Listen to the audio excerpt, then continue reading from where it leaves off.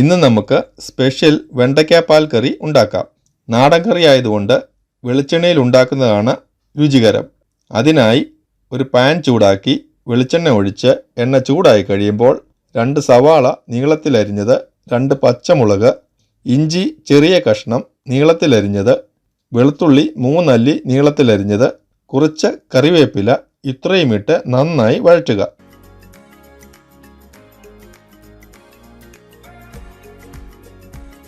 എളുപ്പം വഴന്നു കിട്ടുവാനായി 1 സ്പൂൺ ഉപ്പിട്ട് കൊടുക്കുക. ഗോൾഡൻ ബ്രൗൺ കളർ ആകുന്നത് വരെ വഴറ്റുക. 1/2 സ്പൂൺ മഞ്ഞൾപ്പൊടി ഇട്ട് മൂപ്പിച്ചെടുക്കുക.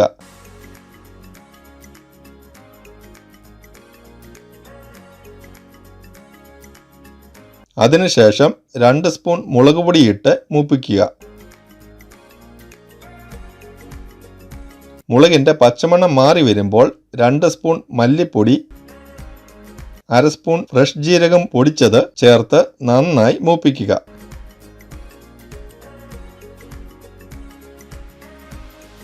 അതിനുശേഷം നീളത്തിൽ അരിഞ്ഞു വെച്ചിരിക്കുന്ന വെണ്ടയ്ക്ക ഇട്ട് നന്നായി വഴറ്റുക. പാൻ അടച്ചു വെക്കാതെ വേണം വെണ്ടയ്ക്ക വഴറ്റാൻ. അടച്ചു വെച്ചാൽ വെണ്ടയ്ക്ക കുഴിഞ്ഞു പോകാൻ സാധ്യത ഉള്ളതുകൊണ്ട് തുറന്നു വെച്ച് മസാലയിൽ നന്നായി വഴറ്റിയെടുക്കുക.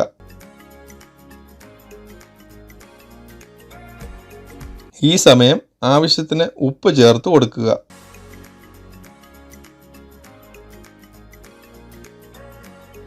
അതിനുശേഷം ചെറുതായി അരിഞ്ഞു വെച്ചിരിക്കുന്ന ഒരു വലിയ പഴുത്ത തക്കാളി ഇട്ട് നന്നായി വഴറ്റിയതിന് ശേഷം ചെറിയ തീയിൽ അടച്ചു വെച്ച് വേവിക്കുക.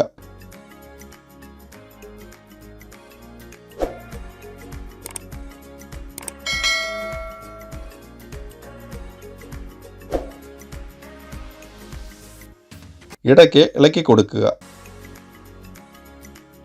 തക്കാളി നന്നായി വഴന്നു വരുമ്പോൾ എടുത്തു വച്ചിരിക്കുന്ന 1 കപ്പ് തേങ്ങാപ്പാൽ ചേർത്ത് ഇളക്കി ചെറുതീയിൽ 10 മിനിറ്റ് വേവിക്കുക. ഇപ്പോൾ തക്കാളിയുടെ പുളിയെല്ലാം കറിയിലേക്ക് ഇറങ്ങി വന്നിട്ടുണ്ട്. ഉപ്പ് ആവശ്യമെങ്കിൽ ചേർക്കുക. ഈ കറിക്ക് രുചി കൂടുവാനായി കുറച്ച് വാളംപുളി ചൂടുവെള്ളത്തിലിട്ട് പിഴിഞ്ഞ് ഒഴിക്കുക. ഏകദേശം കറി റെഡി ആയിട്ടുണ്ട്.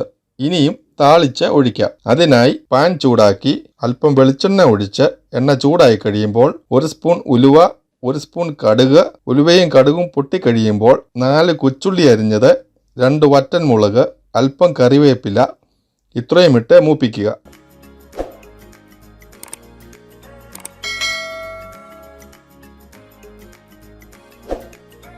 അതിനുശേഷം 1/2 സ്പൂൺ മഞ്ഞൾപ്പൊടിയും 1/2 സ്പൂൺ മുളക് പൊടിയും ചേർത്ത് ഇളക്കുക. ഇങ്ങനെ ചെയ്യുന്നത് കറിക്ക് നല്ല മണവും രുചിയും കിട്ടുവാനാണ്. ഇപ്പോൾ നമ്മുടെ വെണ്ടയ്ക്കാപ്പാൽ കറി റെഡിയായി കഴിഞ്ഞു. ഈ റെസിപ്പി എല്ലാവരും ട്രൈ ചെയ്തതിനു ശേഷം റിസൾട്ട് കമന്റായി അറിയിക്കണേ. ഈ വീഡിയോ ഇഷ്ടമായാൽ ലൈക്ക് ചെയ്യുവാനും ഷെയർ ചെയ്യുവാനും സബ്സ്ക്രൈബ് ചെയ്യാനും മറക്കല്ലേ. Thanks for watching.